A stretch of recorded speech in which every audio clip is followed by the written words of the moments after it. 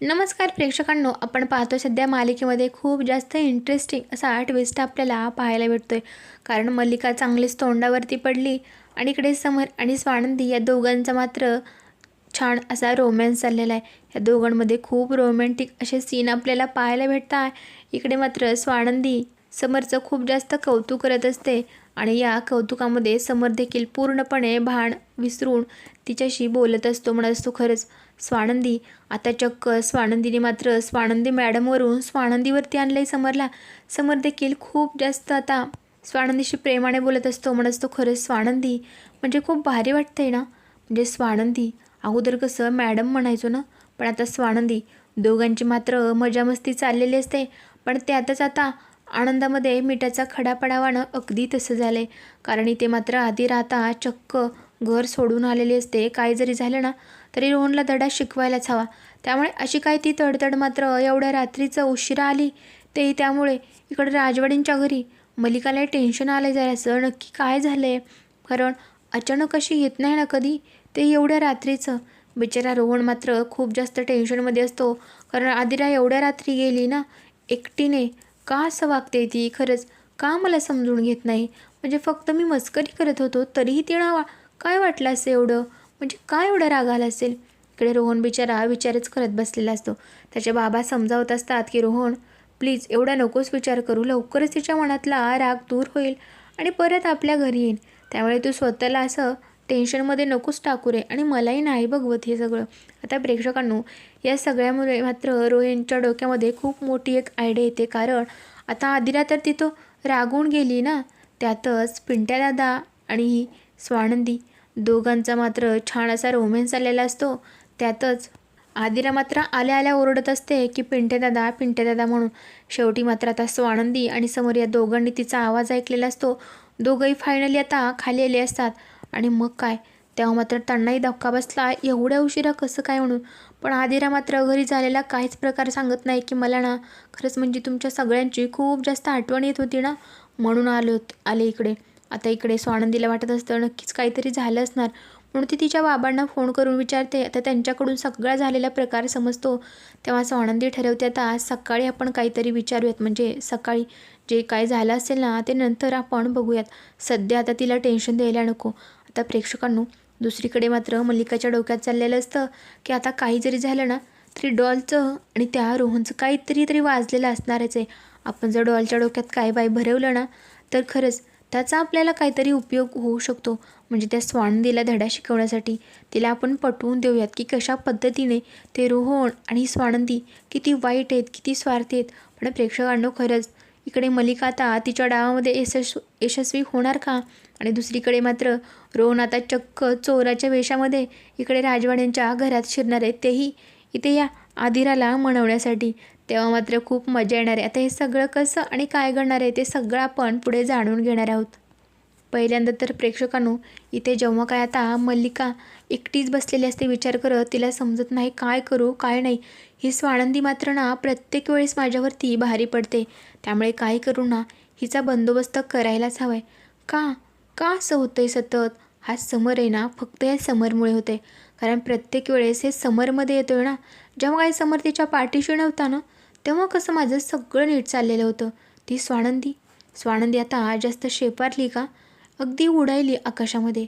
तिला काही करू ना तिचे पंख छाटलेच पाहिजेत आणि खाली जमिनीवर पाडलेच पाहिजे. फक्त समरमुळे होतं आहे सगळं. पण समरलाही एक दिवस मी असा काय धडा शिकवेल ना जेणेकरून ती या स्वानंदीचं तोंड देखील पाहणार नाही. आता प्रेक्षकांनो, मल्लिकाच्या डोक्यात खूप काय काय आयडिया चाललेले असतात. त्यातच ही सुष्मिताचा बालिशपणा. तिला प्रचंड राग येतोय, पण काय करणार. तिच्या तोंडावरती मात्र तिला गोड गोड बोलावंच लागतं. ते बोलणं भागच आहे, नाहीतर परत सुष्मिता हाताच्या बाहेर जाईल आणि मग मात्र तिला जे सगळं करून घ्यायचं आहे ना त्या स्वानंदीबद्दल, म्हणजे स्वानंदीच्या विरोधात उभं करायचं आहे, ते शक्यच होणार नाही ना. आता अंशुमन देखील म्हणत असतो, मॉम काय झालं आहे तुला, का असे दिसतेस, म्हणजे काही टेन्शन आहे का. तेव्हा सांगू लागते की स्वानंदी ना प्रत्येक वेळेस कशी जिंकते रे, प्रत्येक वेळेस आपण तोंडावर पडतोय बघ ना. आता देखील ती जिंकलीस ना, आपण एवढे सगळं करून काय उपयोग झाला.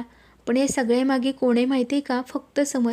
कारण समर जेव्हापासून तिच्या पाठीशी खंबीरपणे उभा आहे ना तेव्हापासून ती प्रत्येक गोष्टीमधून प्रत्येक कार्यस्थानामधून ती बरोबर सुटते आणि हेच नको आहे मला.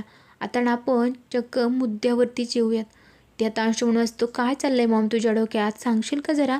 तेव्हा मल्लिका म्हणत असते, आता ना आपण इतका दिवस स्वानंदीबद्दल म्हणजे तिच्याबद्दल प्लॅन करायचो ना, पण आता असं काहीतरी करायचं जेणेकरून समर तिची मदत करू शकणार नाही, उलट समर तिच्या विरोधात जाईल, असं काहीतरी करायला हवं आहे. आता मात्र अंशू म्हणून असतं, हो असं करायला हवं आहे, पण काय करायचं, काही आयडिया आहे का तुझ्या डोक्यात? तेव्हा मल्लिका त्याच्यावरती चिडते, अरे तुझ्या सुपीक डोक्यात काही आयडिया नाहीत का? जेव्हा नाही तेव्हा तर खूप बोलत असतोस. आता एखादी आयडिया शोधलीस तर काय बिघडणार आहे का? इथे मात्र ही आता काहीतरी सुष्मिता हा फालतू आयडिया देते. तेव्हा मल्लिका आता राग येतो, म्हणायचो, सुश कसं आहे ना बाळा, तू आणखीन जरा छोटीस ना, लहान आहेस तू, त्यामुळे तू नकोस आयडिया शोधू. कसं आहे ना, मी काहीतरी डोकं चालवते आणि स्वानंदीला धडा शिकवण्यासाठी आपण काहीतरी प्लॅन करूयात उद्या. आता तुम्ही झोपू शकता तर. मी ते मात्र मल्लिका म्हणते, काय हे ध्यान गळ्यात पडले ना, खरंच हिला कसलंही डोकं नाही. ते असा अंशू म्हण कसा तिच्या प्रेमात पडला, प्रेमात काय म्हणा, पण एकदाचं लग्न करून तरी आणले. आता प्रेक्षकांनो, दुसरीकडे मात्र रोहन चांगलीच अंगावरती ब्लँकेट वगैरे घेऊन चक्क राजवाड्यांच्या घरात घुसलाय, कारण त्याला आदिराशी बोलायचं असतं. आदिरा मात्र एवढी रागवून आली ना, त्याला काही चैन पडत नाही, नक्की काय झालं आहे, तिला काय करून नमवायचंच आहे. पण तो चक्क आता राजवाड्यांच्या घरात घुसलाय. आणि मग काय, आदिरा आता बाहेर आलेले असते पाणी पिण्यासाठी, तेव्हा मात्र रोहन इकडून तिकडून पळत असतो आणि इथेच आता मल्लिका देखील असते. मल्लिका मात्र चोर चोर म्हणून ओरडते. तेव्हा इथे आता जेव्हा काही समर आणि स्वानंदी त्यांच्या बेडरूममध्ये असतात, ते देखील खाली येतात, सगळेच खाली येतात. त्यांना तर आश्चर्यच बसतो, चोर कुठे चोर? आता इकडून तिकडून पळत असतात, चोर मात्र इकडे तिकडे म्हणजे रोहन जाता इकडून तिकडे जात असतो, माणसांची नजर चुकवत असतो आणि शेवटी मात्र तो आदिराच्या समोर येऊनच धडकतो. आणि मग काय प्रेक्षकांना खूप मोठा एक किस्सा घडतो.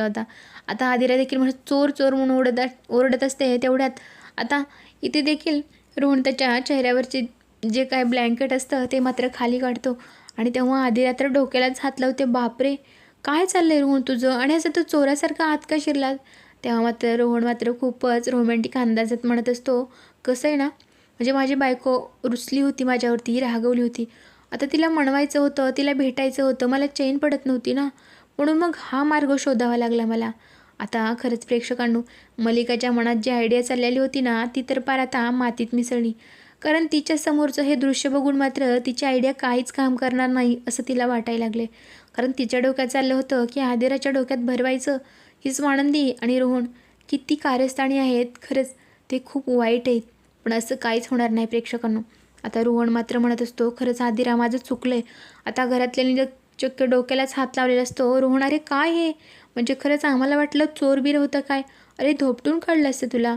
पण प्रेक्षकांनो, आता मात्र खूप छान किस्सा घडणार आहे.